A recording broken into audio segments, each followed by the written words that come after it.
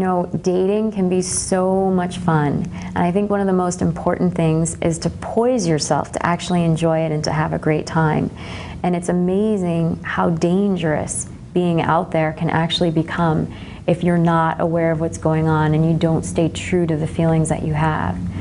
So let me tell you a little bit about my story and you'll see what I mean. When I was in college, I was in a situation where I was out with a girlfriend actually. She was my roommate.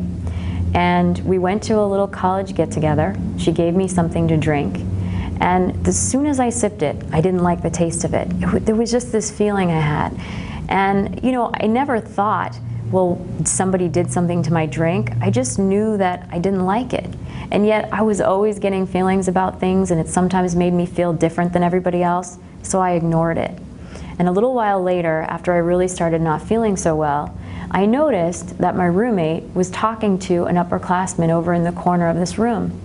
And I took notice of the fact that they kept turning around and looking in my direction. And another little, you know, it was very, very subtle, but it was like just a quick comment to myself. They're looking at me. Why are they looking at me? And I knew I was curious, but again, I ignored it. And after a little while, I really started to not feel very well. And just when I was at the point where I was going to tell her I needed to go home, another friend arrived on the scene. And she immediately saw I didn't feel well, and I said, I need to get out of here. Well, within seconds, my roommate was back over, and the two of them started arguing about who was going to bring me home. Now, what's really interesting is, you know, I always tell people to put themselves first. But I didn't put myself first, because if I did, I would have just left with my friend who was ready to take me home right that moment. But instead, I felt bad about them arguing. I thought my roommate might be feeling bad that this other woman was a better friend to me and that that's kind of who I wanted to go with. So I figured since she would understand, and my roommate seemed to be really upset and offended, that I would just wait and go with my roommate. So of course, as soon as my friend left, my roommate disappeared around the corner. So here I was, still not feeling well, waiting for her, and within a few minutes she returned with that guy that I saw her looking at me with and speaking about. I guessed that they were speaking about me when I was wondering why they were looking in my direction. She told me that she had changed her mind and she wanted to go to some party, but that he was going to be kind enough to bring me home. See, we went to a campus that was in the inner city, and it was really dangerous campus. So you never walked alone at night, especially as a woman. Well, on the way home, he walked to his house first.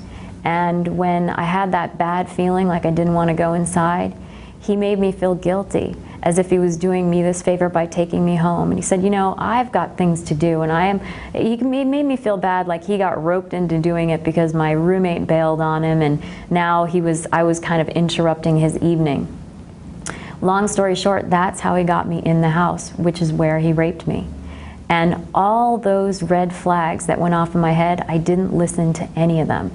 It was the gift of fear, the book, The Gift of Fear, that actually helped me remember all of those things, because it was about intuition and about awareness, and it helped me remember all those little pieces of information that were right there to retrieve over 7 years later, as if they had just happened yesterday.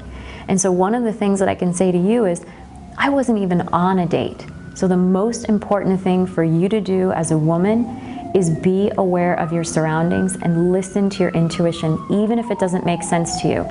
Even if it's a question and not a statement, and it doesn't have a definitive answer, don't wait for the answer in order to make it relevant. Just pay attention, keep yourself safe, don't drink too much, pay attention to your surroundings, and make sure that those dating experiences are fantastic. Because like I said, I wasn't even on a date, but you can see how even easier something like that can happen when you are on a date if you're with somebody who has not got the best intentions for you.